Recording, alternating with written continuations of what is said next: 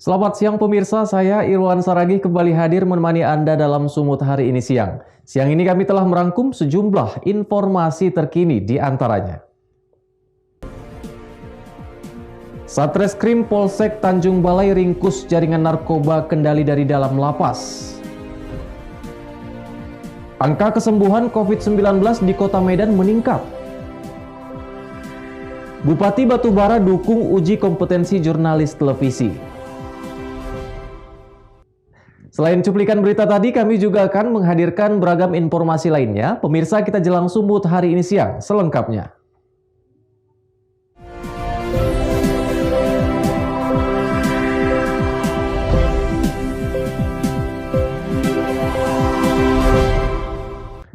Kita ke informasi pertama pemirsa, Satuan Reskrim Polsek Tanjung Balai Utara, Sumatera Utara berhasil meringkus jaringan narkoba jenis daun ganja kering yang dikendalikan warga binaan dari Lapas Kelas 2 Tanjung Balai Asahan. Satuan Reskrim Polsek Tanjung Balai Utara berhasil mengamankan OD 29 tahun warga Jalan Rusunawa, Kelurahan Sairaja, Kecamatan Saitualang Raso, Kota Tanjung Balai, Sumatera Utara. Dari pelaku, Satuan Reskrim Polsek Tanjung Balai Utara berhasil mengamankan narkoba jenis daun ganja seberat 500 gram yang disimpan di plastik berbungkus koran di dalam kamarnya. Pelaku mengatakan jual beli narkoba jenis daun ganja dilakukan melalui handphone yang dikendalikan warga binaan Lapas Kelas 2 Tanjung Balai Asahan, Sumatera Utara. Dari Sianto, Bang. Ya, Sianto itu di mana sekarang, Bang, berada? Di LP. Lapas mana? Lapas 10 Semada. Tanjung Balai ya? Berapa Bang beli ini, Bang? 8 on, Bang, 16. Harganya? 16. 1.600.000. Enggak, Bang, kalau mau beli aja, Bang, kalau enggak. Nelpon dia lah ini dalam lapas itulah ya. Bahwasanya informasi dia menyimpan ganja tersebut di dalam rumah, langsung kita melakukan penyergapan dan benar di dalam kamar, di sebelah lemari dalam kamar si pelaku kita temukan ganja golongan narkotika golongan 1 sebesar ataupun seberat setengah kilogram ataupun lebih kurang 500 gram. Lalu kemudian oleh pelaku diakui bahwasanya kepemilikan adalah milik dia, lalu kita amankan ke Polsek Tanjung Balai Utara. Barang buktinya sendiri itu ganja itu dikendalikan di mana, Komandan? Menurut pengakuan pelaku, bahwasanya dia mendapatkan ganja tersebut dari seorang inisial A melalui telepon yang saat ini katanya berada di LP Pulau Semardan. Selanjutnya tersangka akan diserahkan ke Sat Narkoba Polres Tanjung Balai dan terancam hukuman minimal 7 tahun kurungan penjara. Wanda Pratama melaporkan untuk Evarina TV. Sementara itu pemirsa, Polres Batubara meringkus seorang pelaku perdagangan mobil dengan STNK palsu saat melintas di Jalan Perintis Kemerdekaan 50 Batubara yang dijual di bawah harga pasaran. Evianto alias Anto Tompel, warga desa Bangunsari, Kecamatan Datuk Tanah Datar, Batubara ini hanya bisa pasrah saat digelandang Satreskrim Polres Batubara. Dirinya ditangkap karena melakukan perdagangan mobil dengan surat tanda nomor kendaraan yang dipalsukan. Kapolres Batubara AKBP Ihwan Lubis mengatakan, terungkapnya perdagangan mobil dengan STNK palsu tersebut setelah adanya informasi pelaku menjual satu unit mobil Toyota Calya bernomor polisi BK1636PM. Dari hasil penyelidikan, polisi berhasil menemukan mobil bodong tersebut saat melintas di Jalan Perintis Kemerdekaan 50 Batubara. Polisi yang mengikuti mobil tersebut mengamankannya ketika berada di rumah pembeli berinisial FH. Pidana pemalsuan surat atau menggunakan surat palsu, yang mana mobilnya, barang buktinya ada di depan kita itu, mobil merah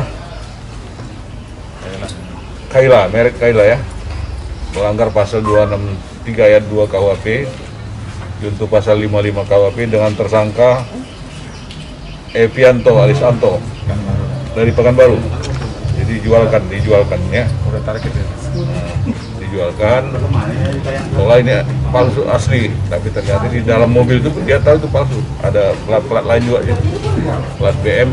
Sementara itu pelaku Evianto alias Anto Tompel mengaku sudah 2 kali melakukan perdagangan mobil bodong yang ia ambil dari Provinsi Riau dengan STNK yang dipalsukan. Mobil dijual dengan harga miring dengan dalih mobil tersebut dalam masa kredit. Dengan satu orang yang sama, cuma 2 kali jual sama dia. Bang, berapa harga mobil ini dijual Bang kalau kondisi seperti itu Bang? Yang pertama itu 30. Berarti di bawah harga pasaran ya Bang? Bawah. Berarti tahu tuh Abang tuh ini mobil bermasalah ya? Ya setahunya itu kan mobilnya Murah kok ini. ya kredit gitulah, mobil kredit, mobil leasing. Tarik kredit. Iya larian kredit. Nggak tahu kalau itunya juga palsu. Taufik melaporkan untuk Evarina TV. Informasi lainnya pemirsa, pasca awan panas guguran dari erupsi Gunung Api Sinabung di Kabupaten Karo, Sumatera Utara, sebanyak 3 kecamatan diselimuti abu vulkanik. Dampak abu vulkanik menutupi badan jalan serta perumahan warga.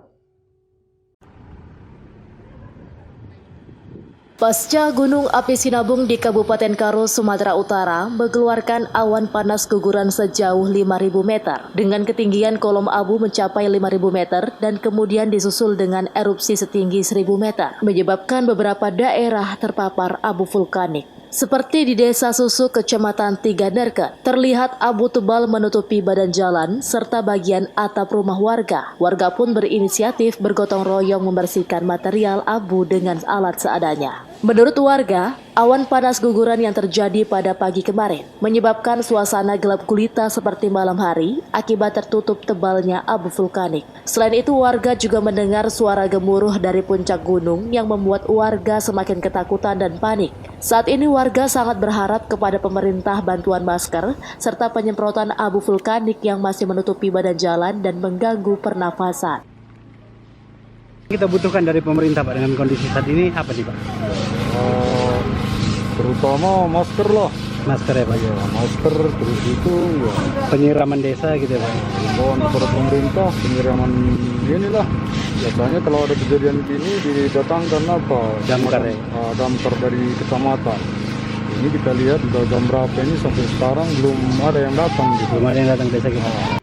Sementara itu, Tim Satuan Tugas Tanggap Darurat Penanganan Bencana Gunung Api Sinabung menjelaskan akibat awan panas guguran serta erupsi menyebabkan sedikitnya 3 kecamatan tertutup abu, yakni Kecamatan Tiga Derket, Kecamatan Kutabuluh, dan Kecamatan Tiga Binanga. Dan untuk wilayah yang terpapar berada di Kecamatan Tiga Derket, di mana dari 17 desa, 16 desa terpapar abu vulkanik yang sangat tebal.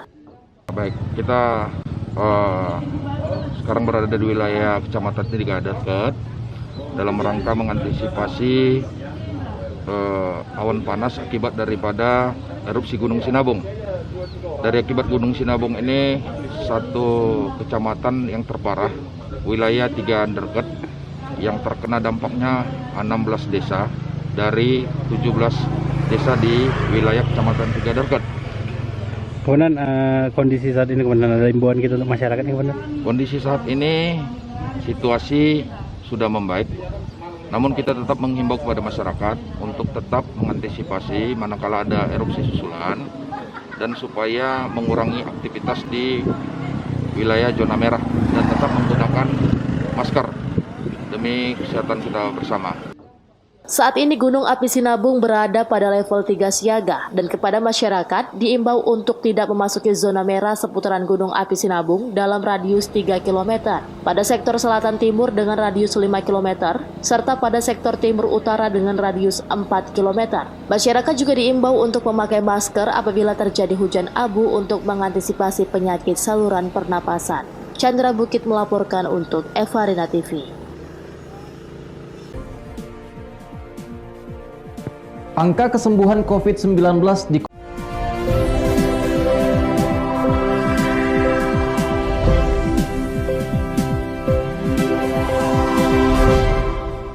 Terima kasih Anda masih bersama kami, pemirsa. Angka kesembuhan COVID-19 di Kota Medan, Sumatera Utara terus membaik. Tingkat kesembuhan ini dikarenakan masyarakat Kota Medan patuh pada penerapan protokol kesehatan dalam beraktivitas dan adanya vaksin yang telah menjangkau tenaga kesehatan dan pelayanan publik.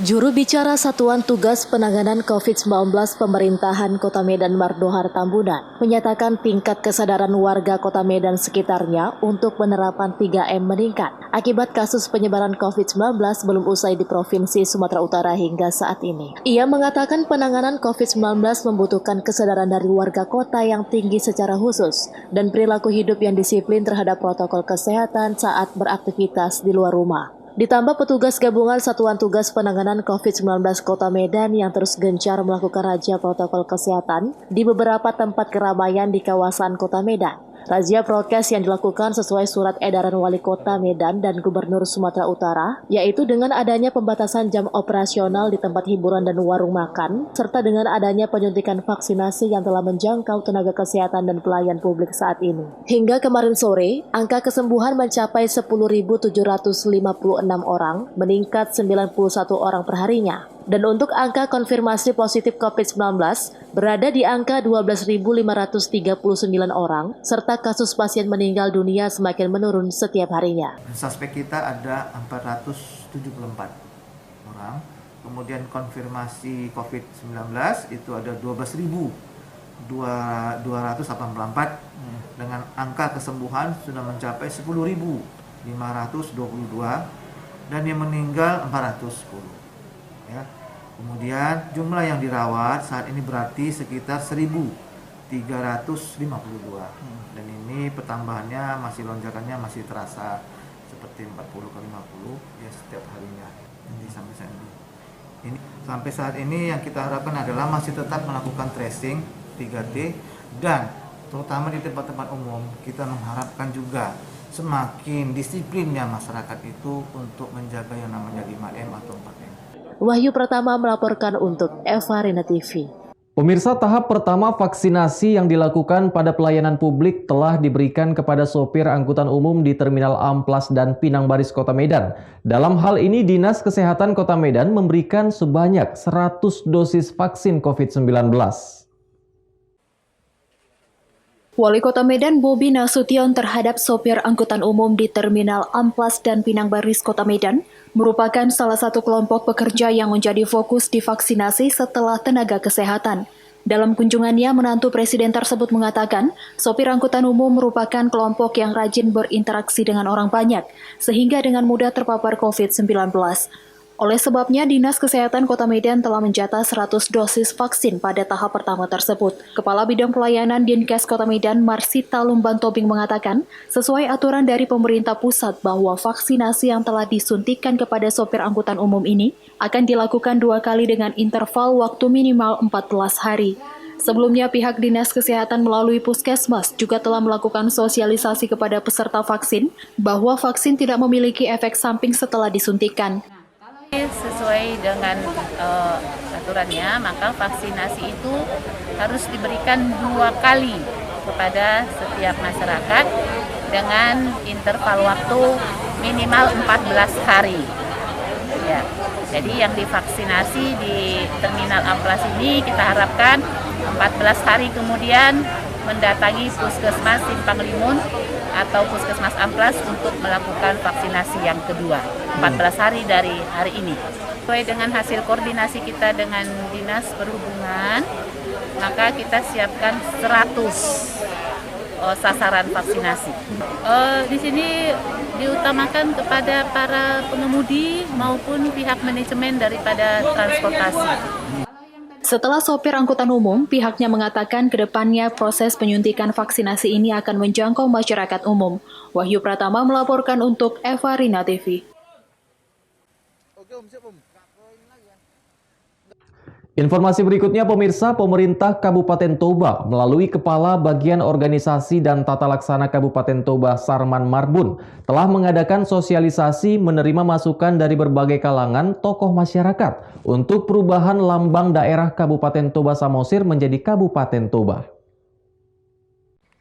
Kepala Bagian Organisasi dan Tata Laksana Kabupaten Toba, Sarman Marbun, menjelaskan perbedaan lambang daerah Kabupaten Toba Samosir dengan Kabupaten Toba disesuaikan dengan potensi kekayaan alam yang ada di Kabupaten Toba, yakni sosial budaya dan kearifan lokal seperti gambar Pulau Samosir yang ada pada lambang daerah Kabupaten Toba saat dihilangkan. Kemudian pita bertuliskan Toba Samosir diganti menjadi Toba, serta aksara Batak bertuliskan Tanu Batak pada lambang daerah Kabupaten Toba Samosir diganti menjadi Tanu Toba dalam tulisan aksara Batak. Tidak hanya itu, penambahan gambar lahan pertanian, perusahaan, pendidikan, dan senjata pahlawan nasional Raja Sisingamangaraja juga turut ditambahkan. Lambang daerah Kabupaten Toba dibuat atas sosialisasi dan masukan dari berbagai elemen tokoh masyarakat dan masih menunggu perda dan nomor registrasi dari Gubernur Sumatera Utara.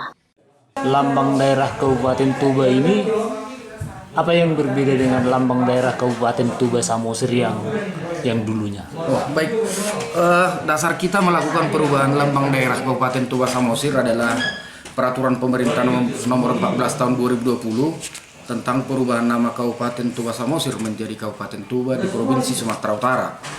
Nah, dalam lambang daerah ini yang kita lakukan perubahan adalah lambang daerah yang masih berkaitan dengan Kabupaten Samosir. Nah, di mana dalam lambang daerah kita yang pertama, yaitu lambang daerah yang diatur dalam Perda Nomor 3 Tahun 1999 tentang lambang daerah Kabupaten Dati 2 Toba Samosir dan penggunaannya, bahwa di belakang rumah Batak itu masih terdapat Pulau Samosir. Nah, jadi Pulau Samosirnya yang kita hilangkan, sehingga yang kita munculkan adalah hanya danaunya saja.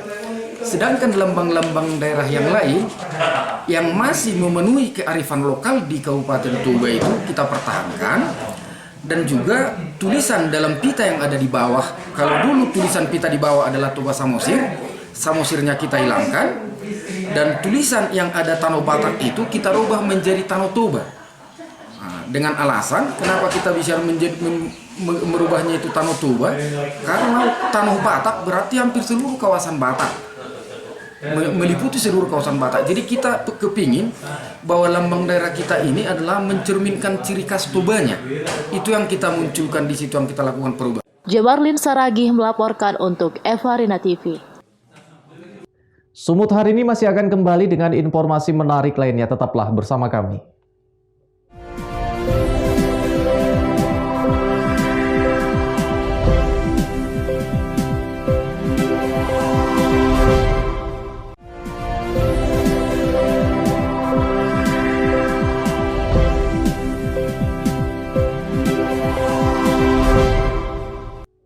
Terima kasih Anda masih bersama kami pemirsa. Bupati Batubara Zahir menyambut kunjungan silaturahmi Ikatan Jurnalis Televisi Indonesia di rumah dinas Bupati Batubara.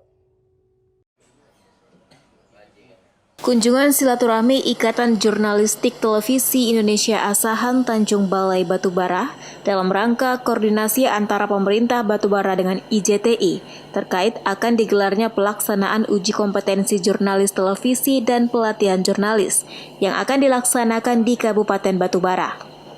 Bupati Batubara Zahir yang akrab dan selalu bersinergi dengan insan pers tersebut menyambut baik serta mendukung uji kompetensi jurnalis televisi yang akan digelar dalam waktu dekat ini.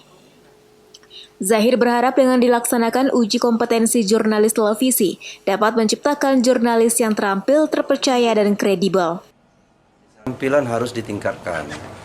Pemerintah harus membantu dalam peningkatan keterampilan itu. Karena keterampilan itu akan berujung berakhir pada sebuah kompetensi para jurnalis ya televisi Indonesia. Kita bangga bahwa Ikatan Jurnalis Televisi Indonesia Kabupaten Batubara memikirkan keterampilan. Karena keterampilan ini sangat menentukan keberhasilan. Orang yang terampil pasti memiliki hasil yang baik, tapi yang tidak terampil pasti hasil juga tidak akan baik. Nah, tentu momen ini pemerintah sangat mendukung ketika Ikatan Jurnalis Televisi Indonesia Batubara melakukan peningkatan kompetensi para jurnalis televisi yang ada. Nah, kita berharap bahwa pada masa tertentu nanti Batubara, Sumatera Utara memiliki para jurnalis yang terampil dan terpercaya, tapi dia yang kredibel. Sementara itu, Ketua IJTI Astara Ulil Amri didampingi Sekretaris Taufik mengucapkan terima kasih kepada Bupati Batubara yang menyambut baik IJTI dan mendukung uji kompetensi jurnalis guna membentuk jurnalis televisi yang berkompeten. Ucapkan terima kasih pada Bupati Batubara yang telah merespon baik terhadap kegiatan media, terutama jurnalis yang di lapangan, untuk menjadi lebih baik ke depannya. Dengan adanya pelatihan nanti mungkin jurnalis ini akan menjadi semakin berkompeten, mengedukasi dan tidak menimbulkan berita yang aneh-aneh di luar dan lebih terpercaya informasinya. Taufik melaporkan untuk Evarina TV. Sementara itu pemirsa, Bupati Labuhan Batu Utara resmi membuka TMMD ke-110 Kodim 0209 Labuhan Batu. Pembukaan TMMD ini ditandai dengan penandatanganan dan penyerahan berita acara oleh Bupati kepada Dandim sekaligus Komandan Satgas TMMD Letkol Infantri Asrul Kurniawan Harahap yang bertempat di Aula Ahmad Dewi Syukur Aikanopan.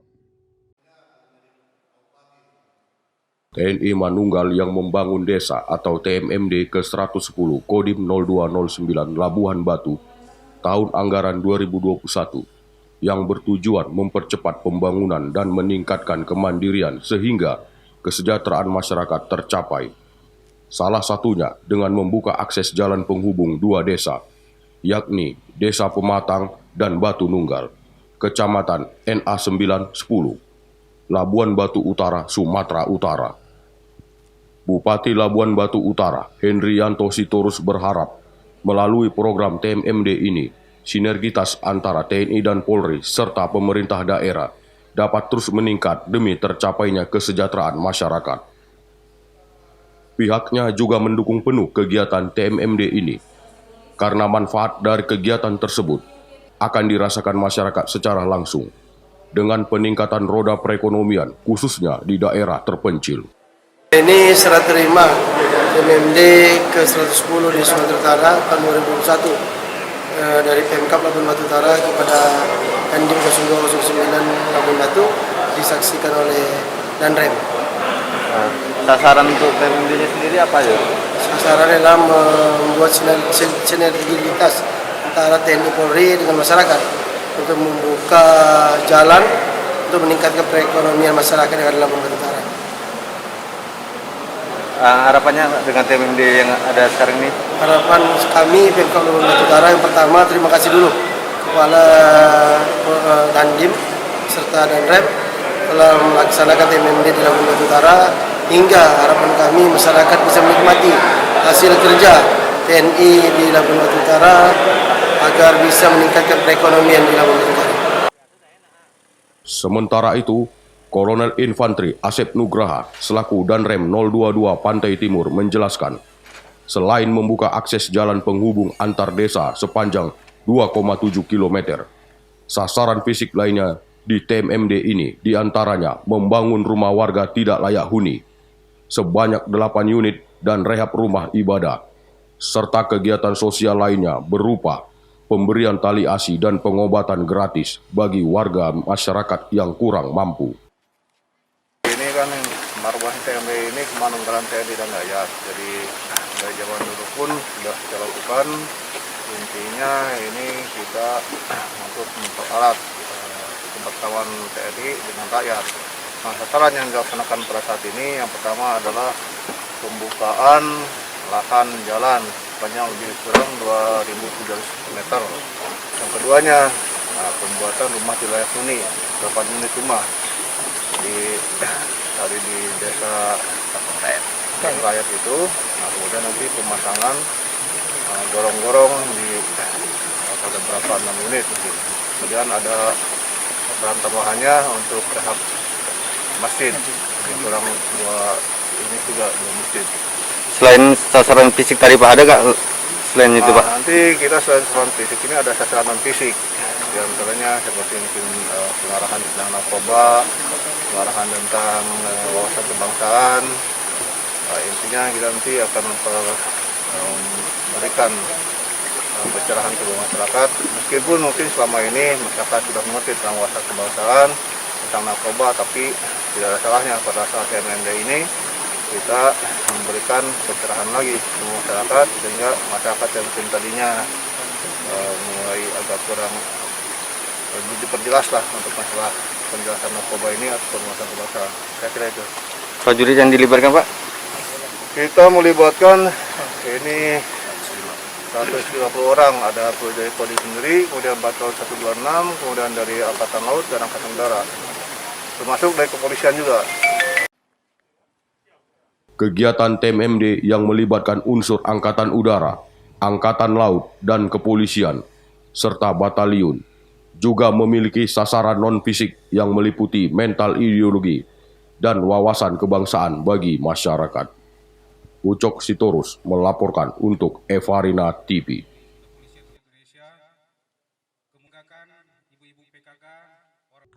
Pemirsa, informasi tadi sekaligus mengakhiri pertemuan kita dalam Sumut hari ini siang. Saya Irwan Saragih mewakili kerabat kerja yang bertugas. Pamit undur diri dari hadapan Anda. Terima kasih atas kebersamaannya dan sampai jumpa.